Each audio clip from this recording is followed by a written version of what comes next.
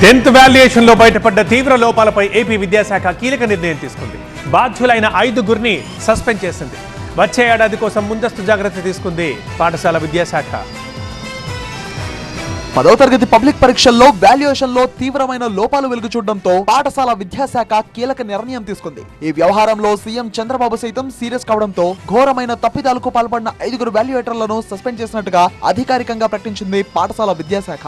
పరీక్షల ఫలితాలపై అనేక సందేహాలు తలెత్తడంతో విద్యార్థులు రికార్డు స్థాయిలో రీవాల్యుయేషన్, రీకౌంటింగ్ కు దరఖాస్తు చేసుకున్నారు. మొత్తం 66,363 స్క్రిప్ట్లపై దరఖాస్తులు రాగా వీటిలో 64,251 రీవాల్యుయేషన్ కాగా 200,112 రీకౌంటింగ్ దరఖాస్తులు వచ్చాయి. ఈ స్క్రిప్టుల్లో 11,175 స్క్రిప్టుల్లో మార్కుల లోపాలు గుర్తించినట్టు తెలుస్తోంది.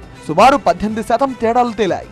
IIIT ప్రవేశాలకు చివరి తేదీ ముగియడం, ఈ మార్కులతో దరఖాస్తు చేసుకునే అవకాశాన్ని కోల్పోవడంతో ఆందోళన చెందుతున్నారు. ఈ నేపథ్యంలో పాఠశాల విద్యాశాఖ RGUKT యాజమాన్యానికి జూన్ 5 నుండి 10వ తేదీ వరకు ప్రత్యేకంగా అప్లికేషన్ విండో ప్రారంభించాలని విజ్ఞప్తి చేసింది. తద్వారా రీవాల్యుయేషన్ ద్వారా అర్హత సాధించిన విద్యార్థులు కూడా IIIT ప్రవేశాలకు అప్లై చేసుకోవచ్చని తెలిపింది. ఈ ఏడాది పేపర్ వాల్యుయేషన్ లో తప్పులు రావడంతో విద్యాశాఖ అలర్ట్ అయింది. ఈ లోపాలు మరోసారి పునరావృతం కాకుండా చర్యలు తీసుకుంటోంది. 2026 నుండి నిర్వహించనున్న SSC పరీక్షల్లో OMR డిజైన్ మార్చడం, 3 స్థాయిల పర్యవేక్షణను మరింత కఠినతరం చేయడం, తప్పుల పట్ల నిర్దాక్షిణ్యంగా వ్యవహరించడం వంటి చర్యలను తీసుకోవాలని నిర్ణయించింది.